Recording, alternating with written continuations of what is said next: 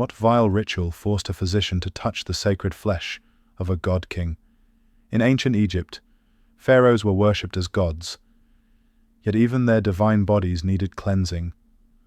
A chosen few bore the chilling title, Shepherd of the Royal Anus, charged with purging toxic wekadu from their immortal frames.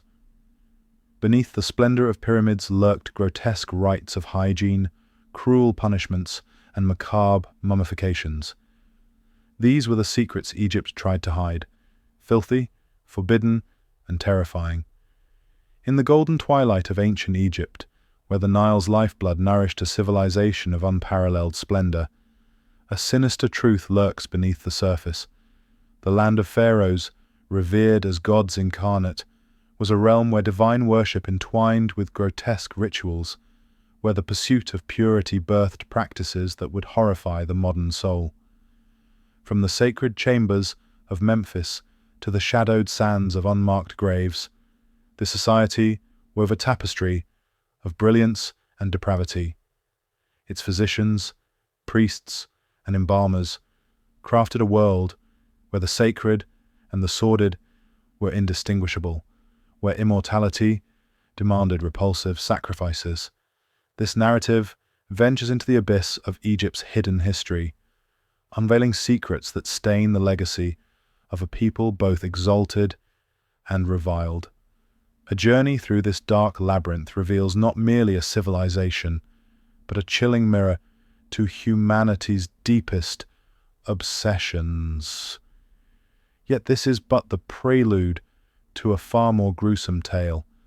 In the hallowed halls of Memphis, where the divine pharaoh's every breath was a decree from the gods, a physician bore a title so grotesque it defies comprehension: Shepherd of the Royal Anus. Known as Neru Pahut, this elite proctologist wielded a power both revered and repulsive, tasked with purging the wekadu, a toxic sludge believed to poison the god-king's sacred frame, through relentless enemas.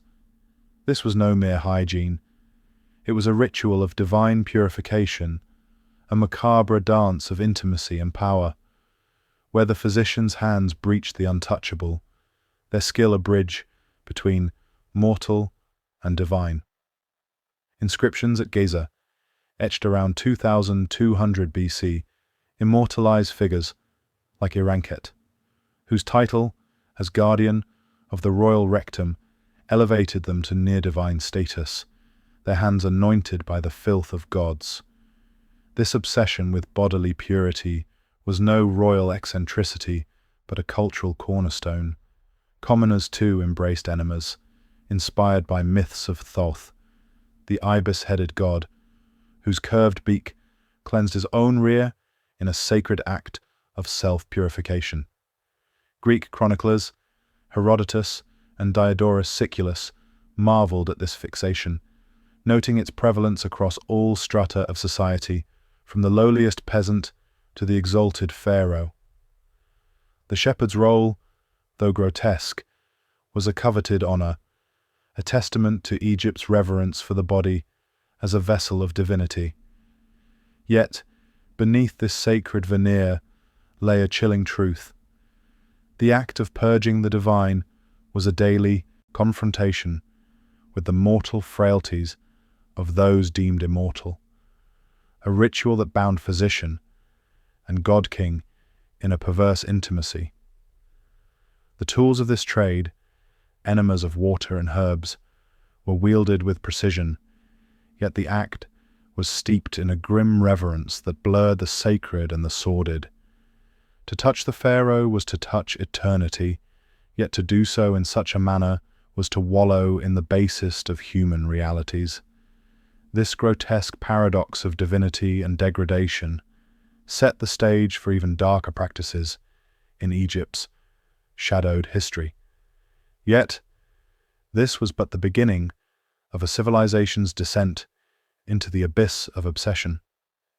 In the opulent courts of Thebes, where pharaohs feasted like gods, yet craved the chiseled forms of divine statues, a sinister obsession with beauty birthed a practice as vile as it was vain.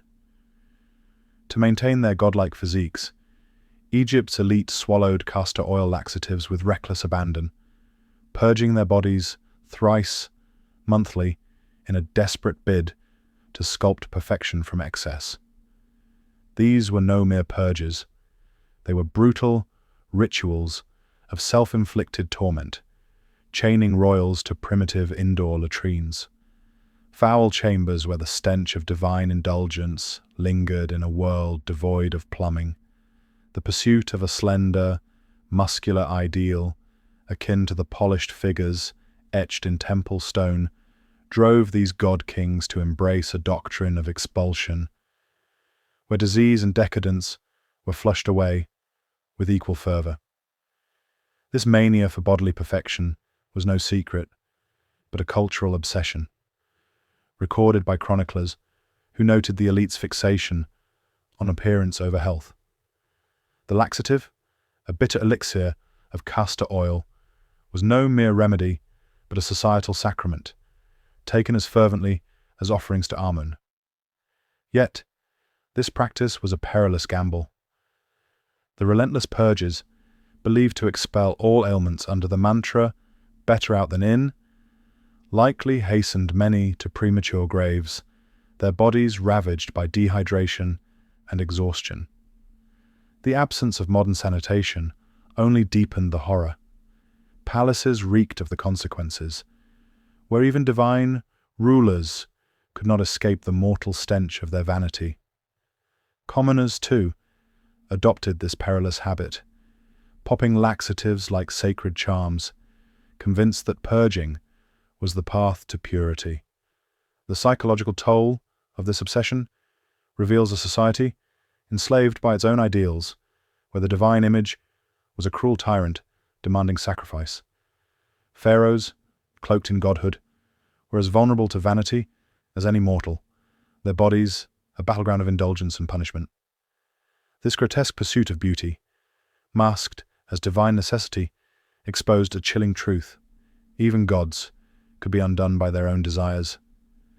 Yet, this fixation on the body's exterior was but a prelude to the even more disturbing rituals that awaited in Egypt's shadowed corridors.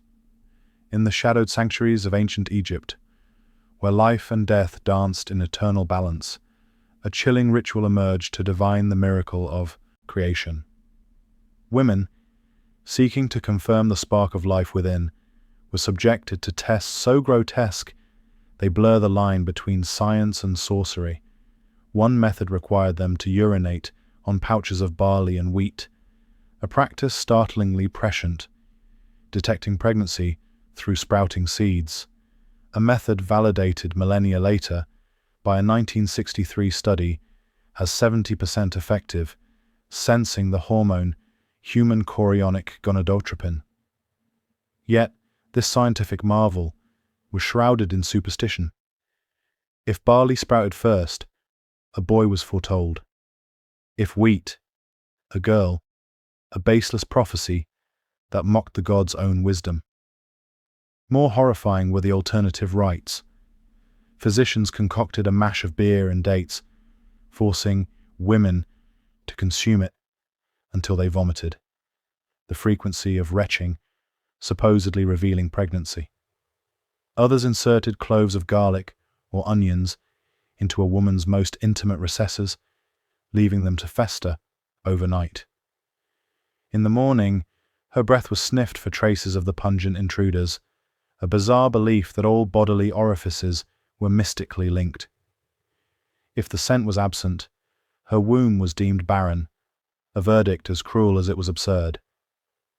These practices, recorded by ancient scribes, expose a chilling duality: a civilization grasping at scientific truth while drowning in superstition's mire.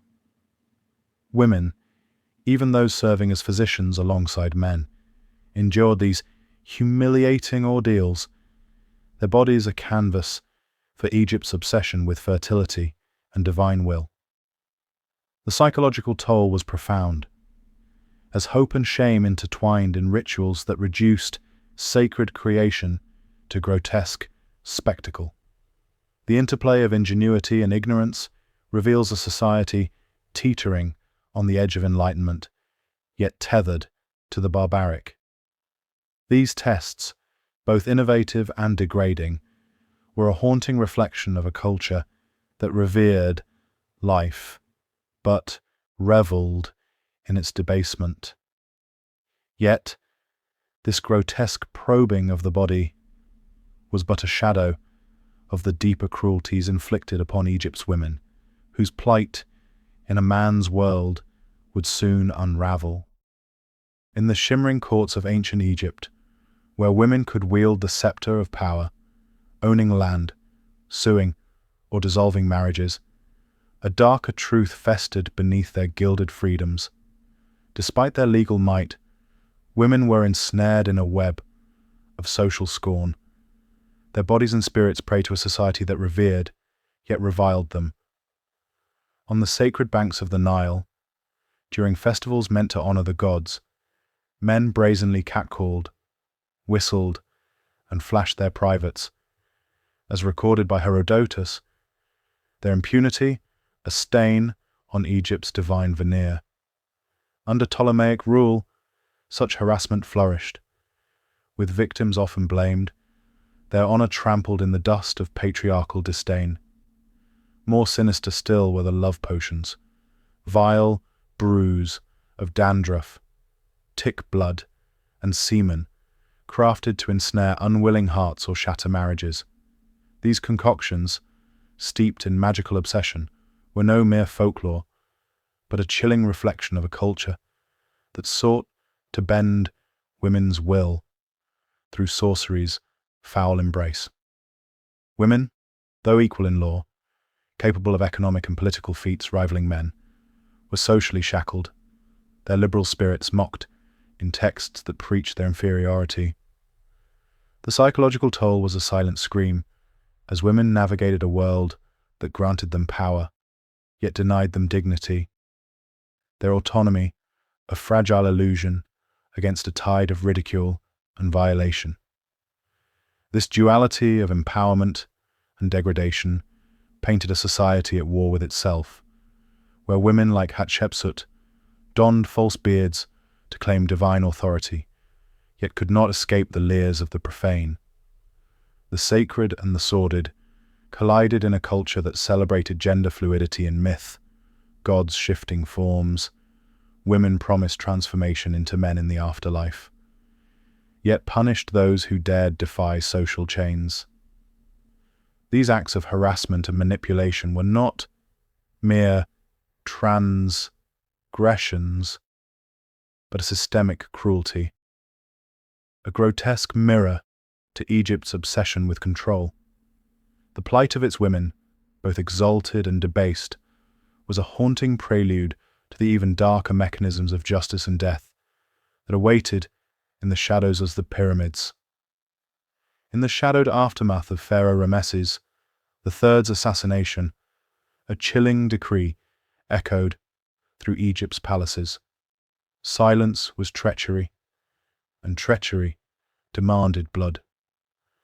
The plot's exposure unleashed a brutal reckoning where palace servants, innocent or complicit, faced the horror of having their ears severed for failing to betray whispered conspiracies.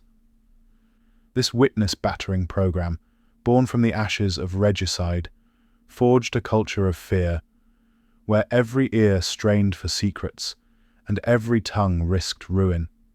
Guards, wielding no mercy, bound suspects to stakes, their hands and feet battered until confessions, true or false, spilled forth. Witnesses, trembling under psychological torment, were forced to detail their own punishments, a perverse ritual to extract truth through dread. Beyond the living, Egypt's obsession with the afterlife birthed a mummification industry as lavish as it was grotesque, costing the equivalent of 66 pounds of silver in the 1st century BC. The process demanded linen, natron, and intricate labor, affordable only to the elite. The poor, denied such grandeur, were wrapped in cloth and left to desiccate in desert sands, Their unmarked graves a silent rebuke to the opulent tombs of the wealthy, adorned with spells from the Book of the Dead. Even in death, class divided the sacred from the forsaken.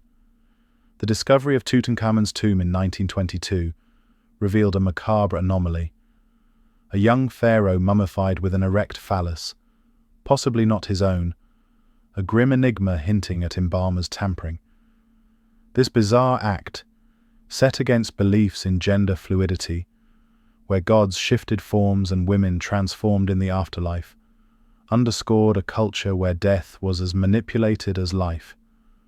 The psychological weight of these practices, torture to enforce loyalty, mummification to defy mortality, revealed a society gripped by control, where fear and eternity were twin tyrants.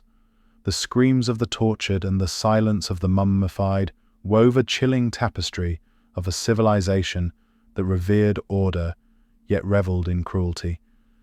Yet this grim dance of justice and death was but the final note in a symphony of depravity, leading to a reckoning of Egypt's darkest legacy.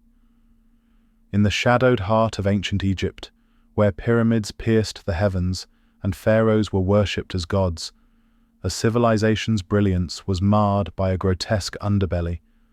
From the shepherd of the royal anus, probing divine flesh to purge imagined toxins, to the vain purges of laxatives that chained royals to fetid latrines, Egypt's obsession with purity birthed rituals both ingenious and depraved.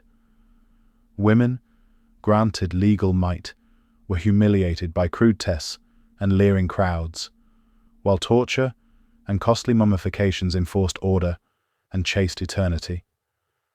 The enigma of Tutankhamun's tomb, with its unsettling anomaly, mirrors a society where even death was a stage for manipulation. These practices, steeped in reverence and cruelty, reveal a chilling truth. Power, unchecked, breeds a darkness that consumes both ruler and realm. Egypt's legacy, a tapestry of genius and horror, stands as a haunting mirror to humanity's eternal struggle with its own desires. For those enthralled by history's grim secrets, this tale beckons further exploration.